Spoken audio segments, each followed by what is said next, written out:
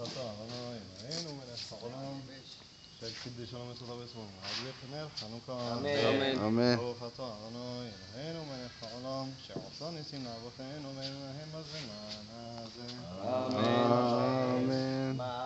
הנרות הללו שאנו מדליקים, הנרות הללו שאנו מדליקים, על הניסים ועל הנפלאות ועל התשועות ועל המלחמות שעשית לאבותינו, שעשית לאבותינו בימים ההם, בימים ההם, בימים ההם, בזמן הזה.